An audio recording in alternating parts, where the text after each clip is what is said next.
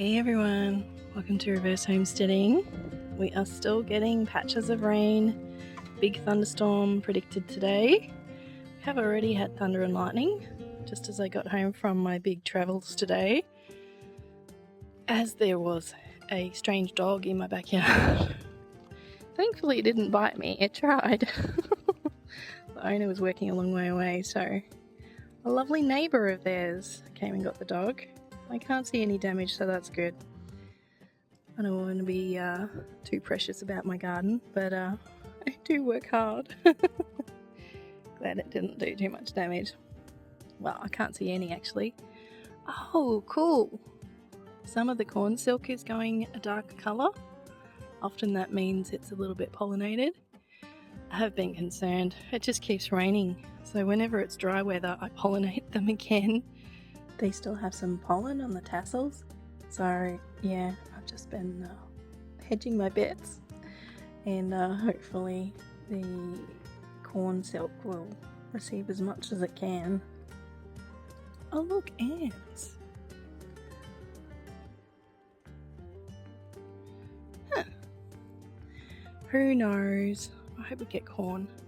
Corn looks a bit sort of toothless if it hasn't been pollinated properly. I did read once that each of these pieces of corn silk is a corn kernel, so that's how you get your corn kernels, is when it's properly pollinated, each and every one of those. That seems like a hard task, doesn't it? But I'm happy for the ants to help if it's gonna keep raining. But yes, we shall see. And our honeydew melon can only be getting bigger here. Oh my gosh, I'm sure it's bigger than yesterday. It's very heavy too. Well, at least it's well supported. I was going to do some other things today, but we'll see how we go regarding how long this video is going to be. Something to watch when you do have plants near any kind of structure is for a rain shadow. You can see there's a rain shadow here where the rain doesn't get to. Even though this is a vertical fence, somewhat, it still does have a bit of a rain shadow, so just be careful not to plant your plants too close. I don't think they are, but yeah, good to know that it won't be getting rain all the way around. Wow, what a morning. So the dog got some treats from its neighbour to get into the dog carrier. What a lovely neighbour, hey? The lady worked a long way away, so her neighbour came and got the dog. And got some treats myself, so that's good. So I've got my coffee, had a late lunch, and now I can do something I've been waiting to do since Sunday when these arrived. Well, they didn't arrive on Sunday. I noticed them in the mailbox on Sunday, sadly, because I don't do anything on Sunday for YouTube. I just really try to have a break. So if you've been here before, you would have heard me say, if it's a weekday, I'll be trying to get you a video. Maybe Saturday, definitely not Sunday. So that's my usual MO. So I haven't ordered from these people in about a year or so because I have so many seeds, as you would know. If you've been here before and seen my seeds, it's a little scary. But some of them are quite old, so I have decided to treat myself a little bit. Oh, here's another garden planter, that's cool. So you've got a little grid so you can do your gardening stuff. Ah, cool. Oh, it's companion planting. Alright, let's sort these into what I ordered and what I didn't. They had a deal going where you could get 2 packets of seeds that you didn't order. And I have decided to get a few more flower seeds because they're usually the last thing that I think to order, because I have so many. But now I know that they're all getting quite old and they're not really coming up. So, treat time. These are pretty economical for seed, and they're put together right here in Melbourne. So if you're a Melbourne gardener, I'm guessing they will be well and truly suited to your climate. And let's see what we've got. We've also got our 2 complimentary packets of some sort of seed. Oh, alyssum, pastel mixed. Oh, I've never had alyssum that was a different colour than white. That's interesting. wonder if you can still eat them. I think sweet alyssum you can eat. It's in the brassica family. Anyway, don't eat it because I don't know for sure. And frosty mixed cornflower. Oh, I was looking at these different colours of cornflower. Often they're just blue, as in cornflower blue. So that's pretty cool. Can't plant those yet though, but that's exciting.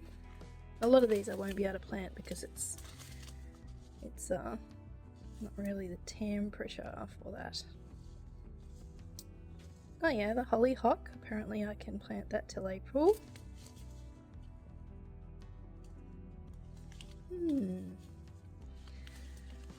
So I used to have my seeds in order of when to plant them, but I gave up on that when I went to Queensland because everything was different. Alright, so they're the only two I can plant at this time of the year, the baby's breath and the hollyhock. This is a summer carnival one. I did say that I had more coming because I thought that I had them in my stash of seeds at home, but I did not, so I had to order some. So I'm glad it's not too late. So I can plant those till April. And baby's breath, which I've always loved but never actually planted, is good till May to plant. That's cool, because often when you look on the internet, they'll tell you when to plant something and it's the seedling, it's not the actual seed. So you have to be careful of that. So these two I've shown you. And we also have helichrysum, mixed straw flower. So I believe these are an Australian native, are they? I believe so.